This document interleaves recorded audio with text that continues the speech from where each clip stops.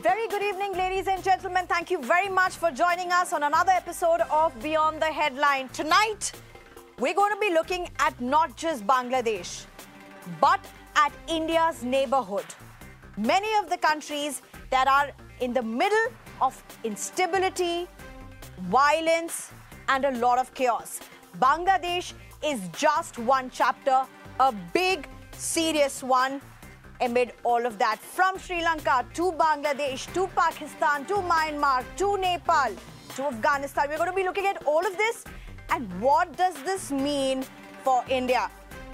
Good evening again, I'm Sneha Koshy. Allow me to take you through the headlines.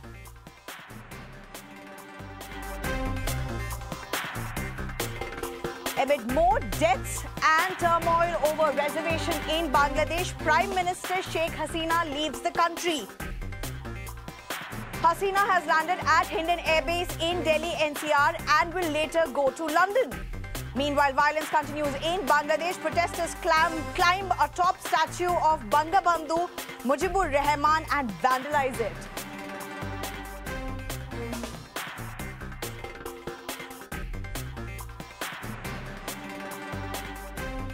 Bangladesh Army Chief says he is taking over, assures citizens of the country that peace will be restored. Says students' demands to scrap reservation for freedom fighters kin are agreed on. Army Chief also confirms interim government to come into place by tonight.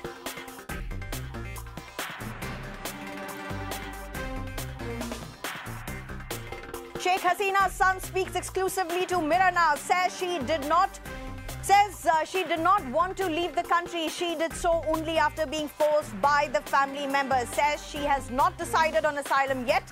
Son confirms Hasina won't enter politics again.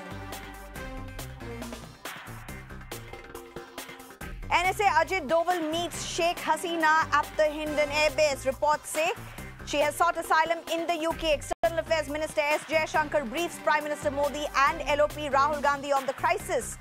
High-level meeting underway at Prime Minister's residence as well.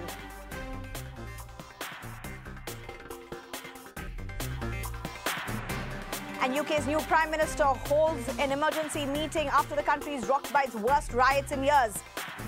Keir Starmer announces a standing army of specialist police officers to tackle violent protests in UK towns and cities.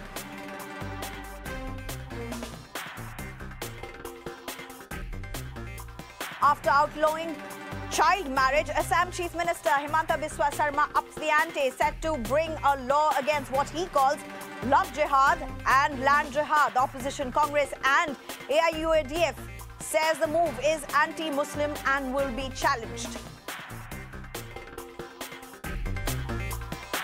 Bloodbath on Dalal Street on the back of job recession fears in the United States. Sensex crashes by over 2,200 points. It falls below 78,500 for the first time in a month and a half.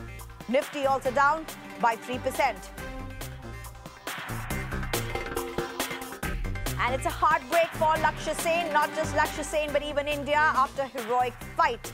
The badminton prodigy loses his bronze medal fight at the Paris Olympics after suffering an injury mid-match.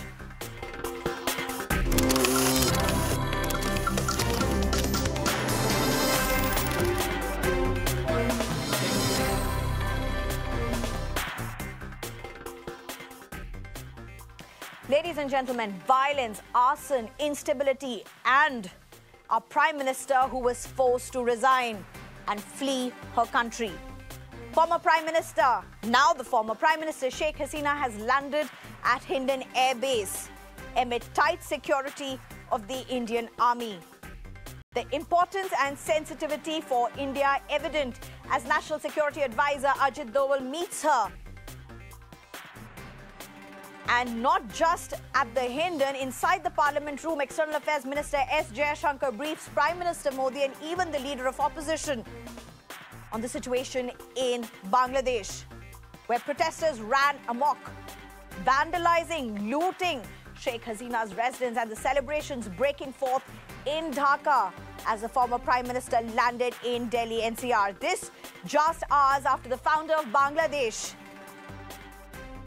and his entire statue was completely defaced. over months of resentment and anti-Sheikh Hasina protests. And the immediate tipping point being protests by students over the quota, 30% job quota that were reinstated by the High Court for descendants of freedom fighters. One of Sheikh Hasina's biggest mistakes was her comment calling those opposing the job quotas as razakars, an offensive term in Bangladesh, or those who collaborated with the Pakistani army during the Bangladesh's 1971 War of Independence. It was the trigger for thousands of students who came together to protest eventually. The immediate impact of Bangladesh turmoil already quite visible. Meghalaya has ordered for an overnight curfew for areas bordering Bangladesh. Trains to Bangladesh have been suspended by India. Air India, Indigo flights to Dhaka have been cancelled. Officials have said the security has been beefed up along the border to thwart any attempt of infiltration or illegal entry from Bangladesh. Chief Minister Mamata Banerjee has appealed for peace. In fact, Prime Minister Modi has chaired a late-night high-level emergency meeting. With Bangladesh's turmoil, India has been pushed into a precarious situation, surrounded by turbulent neighbors. Yes, it is not about Bangladesh alone. Starting, of course, with Bangladesh, Sri Lanka, Pakistan, Afghanistan, Nepal, Myanmar. What does this really mean for India? In fact, let's just look at the uncanny similarities between what unfolded in Sri Lanka and Bangladesh.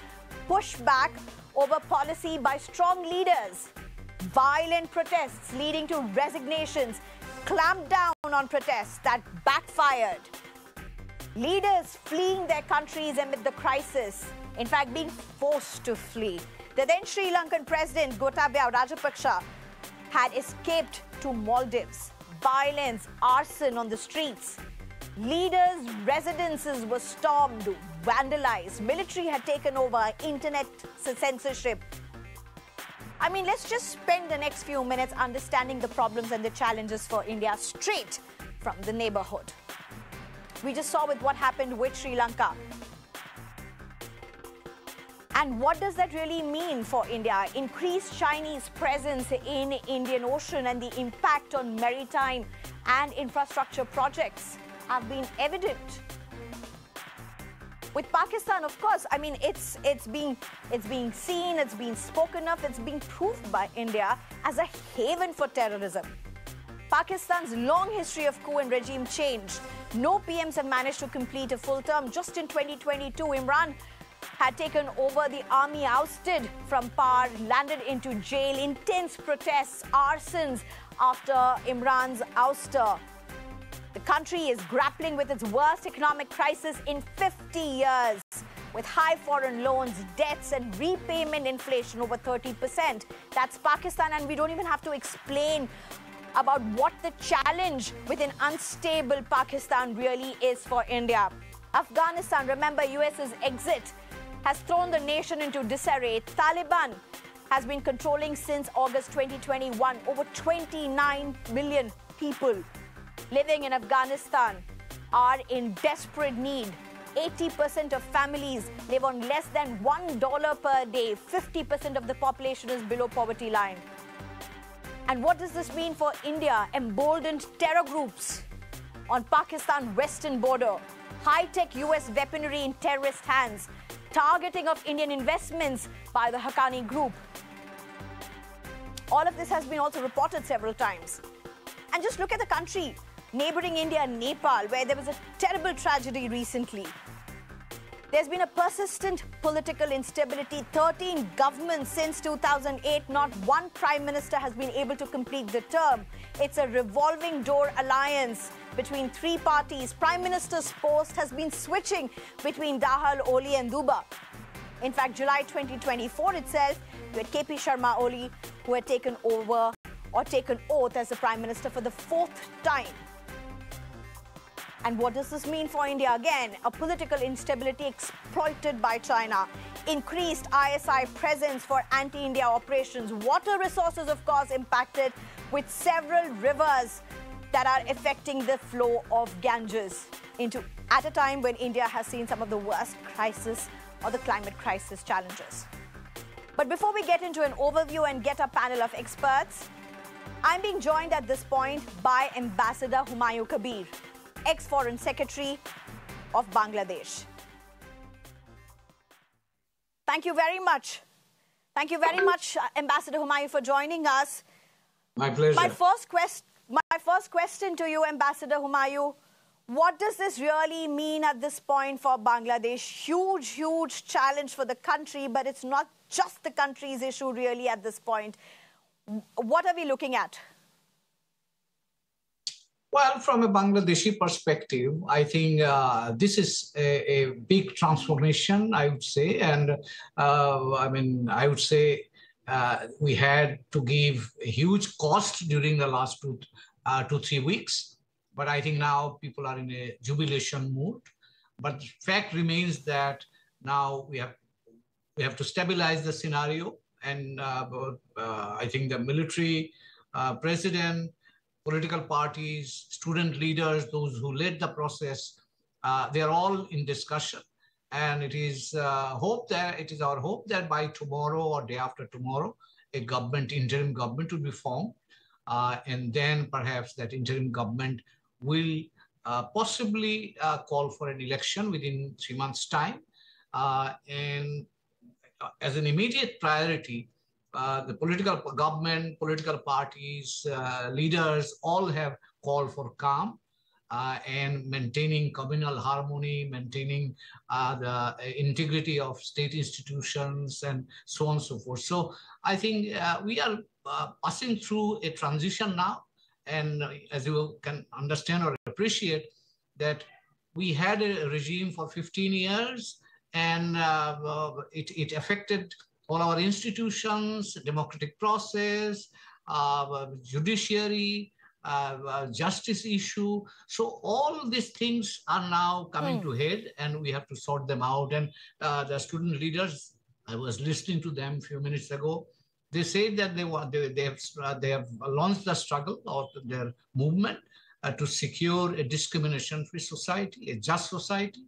And they say that they will continue to remain alert to ensure that the transition ends up in creating a better Bangladesh, an inclusive Bangladesh, a just Bangladesh, and a vibrant Bangladesh which can accommodate the aspirations of the younger generation. And as regards to our neighborhood, I should alert you that Ambassador Humayun Kabir, a lot... Sorry. All right, I understand you're making a point about the neighborhood. We'll come to that as well. But Ambassador Humayun Kabir, if I can also ask you about this question. You know, there are many who are raising questions about who's behind these protests. Is it a spontaneous students' protest? Is it as simple as that? You had what has always been seen as the founder of Bangladesh, his statue being defaced. I mean, the kind of scenes that unfold in Bangladesh, you can't say that it's not happened in international politics earlier. It's not unprecedented for sure, but nonetheless, many are questioning about the motives behind this and the manner in which it has been unfolded. And there are concerns being raised internationally about whether this really could be a spontaneous students' protest, as is being said in some quarters. How would you look at this? It is. Indeed, it was initially started as a kind of their demand for merit as a recruitment kind of ticket or against quota. But that was a sparking point. And then the government itself, the previous government, they politicized it and they used political thugs to suppress the legitimate demands of the students. And then the students got angry, and then the whole student community, right from university, colleges, schools, in urban areas, in rural areas, they got all together and they coalesced together around the issue of defending their rights. And when the students came, their guardians came along. And also, since in Bangladesh, this younger generation has not been able to cast their votes since 2014.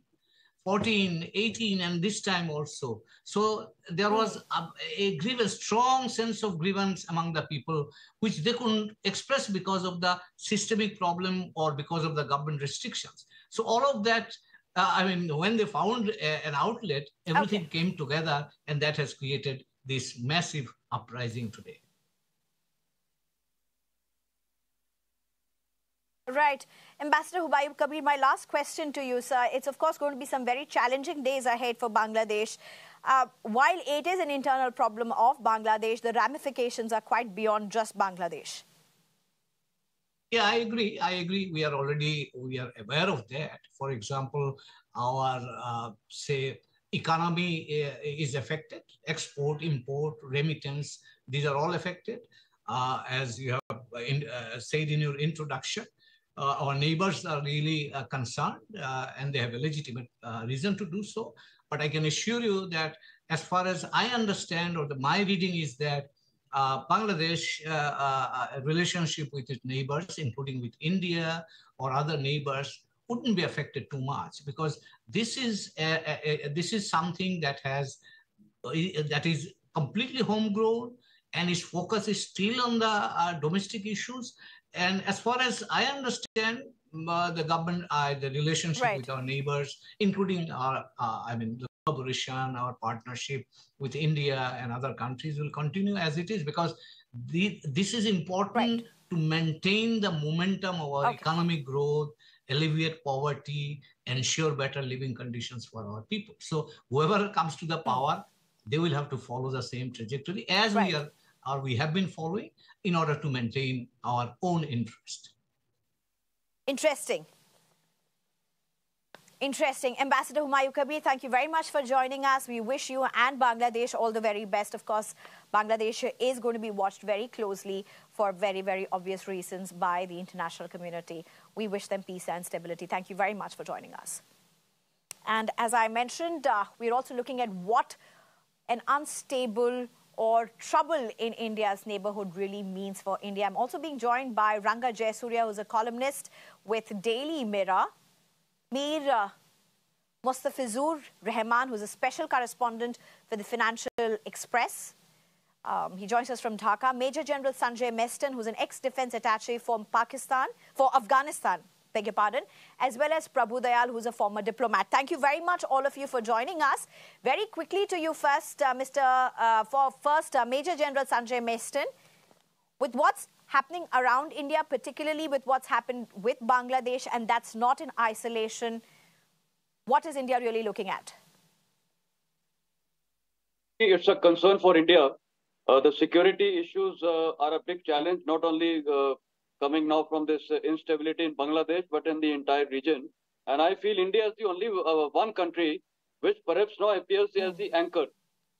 Around all the countries, Myanmar, Nepal, Pakistan, Afghanistan, Sri Lanka, Bangladesh, everywhere there is turmoil. And you rightfully mentioned some of the words, violence, instability, and all these kind of things. So this is affecting us. And since they are our immediate neighbors, including Maldives, of late we are aware what happened, that they were getting more, aligned towards China. So it is of great concern to us, not only from security point of view, but from all points of view, whether it is political, whether it is economics, cultural, everything. And unfortunately, most of all these countries are part of the SAARC, and somehow SAARC actually has really not taken off, unlike in EU and some of the other countries. So India now appears to be the anchor, and perhaps now we have to take a real lead role, and we have to, get all these countries at least into some great oblique platform, so that, it speaks well for the South Asian region. Today, our region has become totally unstable, full of turmoil, and it becomes a big international news. So anyway, I'm also quite optimistic. Security now becomes of prime importance, and unfortunately, the two players happen to be China and Pakistan. When I say Pakistan, it's basically the ISI and their army. So they are going to make inroads everywhere. I'm aware that they had made inroads in Sri Lanka. They were giving them weapons, ammunition, everything. So wherever they want to destabilize India somehow, and they play always the communal card. because our South Asian region, unfortunately, again, the communal politics divided this subcontinent. Right. So that is what they want to play. And some people fall trapped to this. That is the irony. And therefore, we need to guard against this. And we have to be a lead nation to start teaching what democracy is all about. If you see Indian democracy has withstood, you heard so many speakers, in most of the neighboring countries, governments don't last even 2 years, 3 years, 6 months. So this is the kind of thing in India. Right. There has been at least political stability. The armed forces has never been, involved in all this kind of political issues. Okay. We have been Right. apolitical, and the nation is doing so well. Today we are one of the leading nations and turning out to be one of the right. Major General, I'll just come back to you, world. Major General. There are also other panelists. You're making an important point. Let me just very quickly get another perspective on this. Ranga Jayasurya also joins us. Ranga Jayasurya, even as Sheikh Hasina, the former Prime Minister of Bangladesh, is in India currently, what played out in Sri Lanka a while ago, very livid and alive in the memories of many who watched it very closely, have very uncanny similarities to what's unfolded in Bangladesh. How's this been looked at in Sri Lanka? I think actually most of these scenes are pretty much similar to Sri Lanka. But they differ in, of course, they stormed the president's, prime minister's house, and the folks having fun in the prime minister's residence. All of are pretty much identical of Sri Lanka. But there's one major difference. That's the amount of carnage that you saw in Bangladesh. I mean, it's about 300 people who have already been killed. Whereas in Sri Lanka, you will be surprised that there was not a single live bullet was fired during entire 3 months of protest. So that's something you haven't heard. Most people don't talk. It's a Sri Lanka proclivity that you don't do the good part of the thing to the. But what I see is this is also there's some very pretty something very similar, which is there is power hyper partisan, power maximizing politics in much of the not just in entire South Asia. So you create serious division within society, which at one point explodes. Now you see it you saw it in Sri Lanka, and you saw it in Pakistan, and you now see it in Bangladesh. So this is something where the politicians who once win the elections, they consider it they have already taken power, which is like winner takes all system, which is at the bottom of the problem. Yeah. Right. No, I get your point you make, and that's a very important point that you make. Mir Mustafizur Rahman, if I can come to you, you are based out of Dhaka. What's happening around you?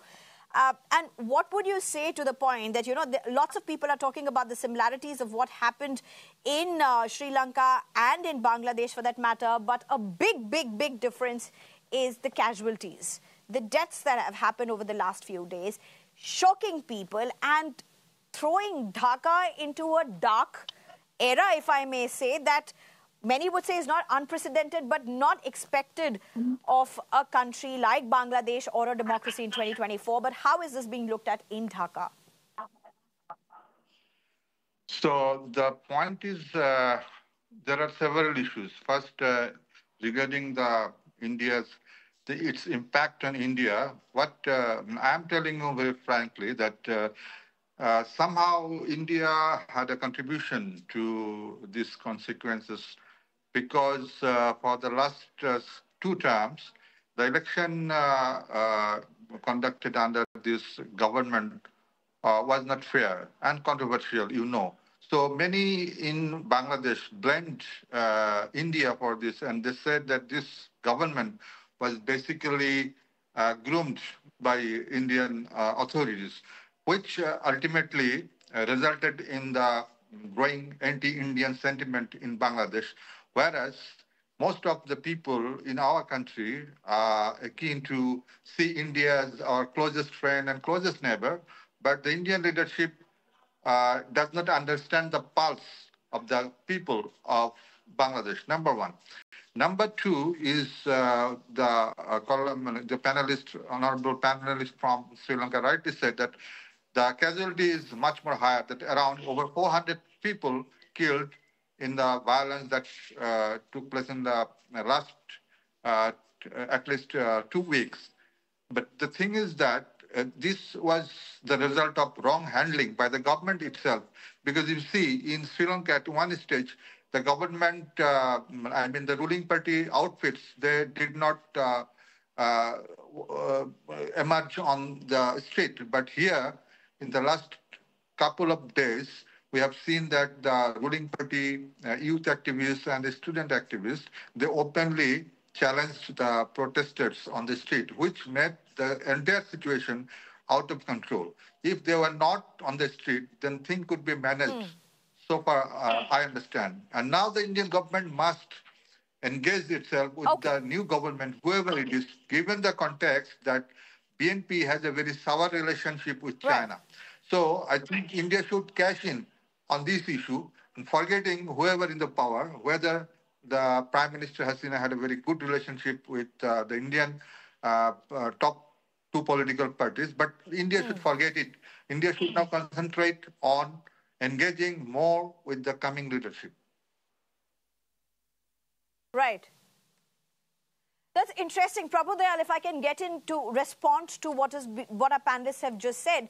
And it is an extremely sensitive issue, as he says. It's interesting that he uses the word India did not know the pulse of Bangladesh. You know, when US raised concerns about the elections that happened in Bangladesh, India actually supported Bangladesh for that matter.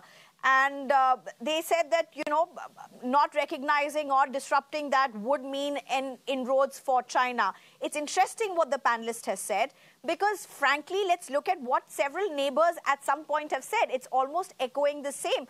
How does India deal with this very sensitive issue that without any doubt, India is very strong to tackle? Well, first of all, let me state that whatever has happened in Bangladesh indicates deep felt anger against the Sheikh Hasina government. And that government was perceived by the people of Bangladesh as being close to India. So their anger against Sheikh Hasina's government had been growing over time.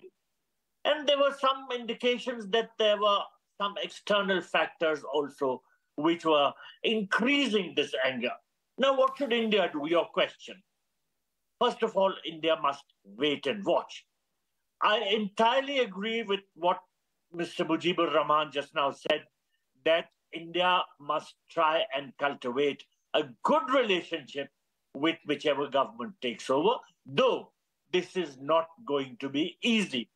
And it's not going to be easy because of the fact that the outgoing government, the government of Sheikh Hasina, was seen as being close to India. So the natural tendency for the new government would be to try and pull away from India. However, diplomacy is the art of the possible. And we have to work towards making a good relationship with the new government in Bangladesh a possible fact. We have to work towards achieving this sort of good relationship. And we can do it, you know. Bangladesh and India are of course, tied together. We are not only neighbors, but we have been friends. Right. And with assistance packages, loans, and good trade deals, we can ensure that our eastern neighbor is not too hostile. Of course, you know, with China in the north and Pakistan in the west, we already have a very hostile neighborhood. And we also have to factor in what you pointed out earlier, that the new government in Nepal is also closer to China than it is seen to be towards India. So what should not be allowed to happen, as far as we are concerned in Bangladesh, is that the new government becomes hostile to us and draws towards certain other countries which are inimical to India's interests. I think we have to work towards, for instance, ensuring that the transit rights to our northeastern states, which Sheikh Hasina's government had given to us, are continued by the new government. But there is no doubt a very big challenge which lies ahead for us, and we have to try and ensure that our relationship with Bangladesh stays stable and that there is no unnecessary instability in our neighborhood on account of the change of government in Bangladesh. Absolutely. In fact, if I can request our panelists to give me a minute, because there's a big breaking news coming in from Bangladesh at this point. Amid turmoil in Bangladesh, there's a big order from the president. President has ordered for Khalida Zia's release, who's the chairperson of the opposition BNP. Zia has been the main opponent of Hasina, Sheikh Hasina, the former prime minister who has now fled the country. It was in 2018 that the chairperson of the opposition, BNP, Zia, was arrested in multiple graft cases. Big breaking coming in at this point. If I can very quickly go across for a very quick response from Mir Mustafizur Rahman. This was expected, wasn't it? Expected soon after the announcement of the resignation of the former premier. But the thing is that now let us see what followed, because, the BNP is another, one of the two biggest party apart from the Awami League. And the general people who are the pro-liberation forces in Bangladesh, they don't want to see any element which are anti-liberation, like the Jamaat Islami in power. So at least to check Jamaat Islami to be a powerful force inside the power circle, BNP is the alternative. Rightly, there is no alternative to BNP if you want to check Jamaat from being a factor.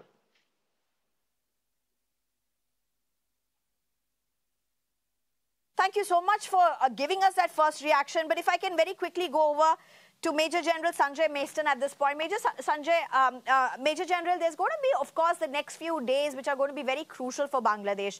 But before we end our show, Major General, if you could just explain right now what seems to be the immediate challenge for India to intervene at a time when there are some countries that are already talking about India, not in the light of the big brother, so-called big brother relation that India and its neighborhood countries may have enjoyed at some point.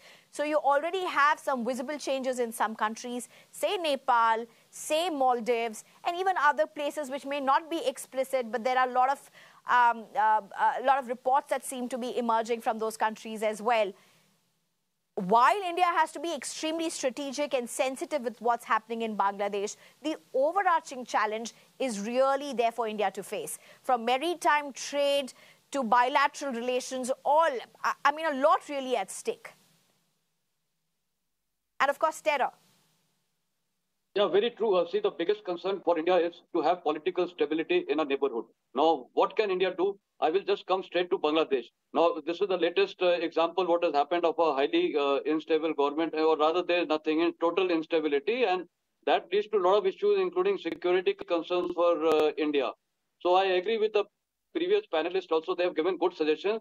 But as a military man, I would like to say, see, the Bangladesh army is now today post 1971. So all the officers and jawans are post 71. So they don't have those radical elements what they had earlier when they were part of Pakistan as East Pakistan. So that is advantage one. Advantage two is that the Indian army and the Bangladesh army has got very good understanding. We have huge number of courses, exchanges, military ties and so forth. So we should have not defense diplomacy. See, till the time this interim government is going to be there, the Bangladesh army is going to have a major role. Let me be very candid, because there is no second rung of leadership in either the Awami National Party or the BNP. So, and Jamaat-e-Islami is also there. So there will be a lot of political turmoil. Getting all these people united to lead an interim government is going to be a very responsible task for the armed forces. Therefore, Indian armed forces, officers, military diplomacy, we must have a lot of talks, etc. And this will be an extremely good step, because armed forces have to be told, look, either there is a Pakistan way or there is an Indian armed forces way. So they also understand the Bangladesh officers understand the Pakistani army way, and therefore it is our moral duty, moral responsibility to go and highlight these aspects so that they have a comparison, and therefore we can guide them. Indian army has been always apolitical, and therefore with our experience and everything, defense diplomacy is today a very, very important factor, and this also perhaps plays part in defense diplomacy. It is not only military to military ties and military exercises. Here, in fact, Major General Sanjay Meston, even as you're saying this about defense diplomacy, it's going to be very interesting. Allow me, because there's a breaking coming from the Hindon Air Base where Sheikh Hasina really is. And I'm saying this, that the information that we're getting at this point is that the former Prime Minister of Bangladesh is set to leave Hindon Air Base around 1 in the morning or late into the night is what we're getting to know at this point. Bangladesh Air Force C-130J will take her to London and is being currently refueled is what we are being told. And UK has not assured her of a long-term asylum. Negotiations will happen once she reaches. That's the information that we have got. Last question to you, Prabhu Dayal. All right, last question to you, Prabhu Dayal. Prabhu Dayal, with this unfolding at Hindon Base, she's been in India for a couple of hours now. She is likely to be there for a few more before she is likely to take off for London. What does this really mean? I mean, how is this going to be looked at? Of course, the safest haven for her to reach out for safety was India. But how is this going to be looked at with the opposition and the former Prime Minister, all of the chaos in Bangladesh? Well, let me be honest. If India had given her long-term asylum, then surely our relations with Bangladesh would have been spoiled for a considerable amount of time. We want a normalized relationship with Bangladesh.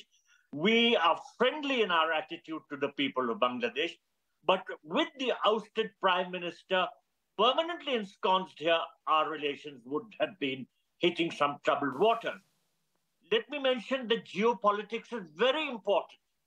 We are all neighbors, and we don't want a more troubled neighborhood than we already have. As I mentioned earlier, we have a hostile neighbor in China. Right. We have another hostile neighbor on our western flank in Pakistan. We cannot afford another hostile neighbor on our eastern flank in Bangladesh, and we have to work towards a stabilized relationship. This is not going to be easy. In the short term, the hostility will be there. The new government will be suspicious towards India because Sheikh Hasina was close to India. However, we have to make sure that we can get the new government in Bangladesh to look positively towards India and to look towards India as a neighbor from whom Bangladesh can profit in a variety of ways.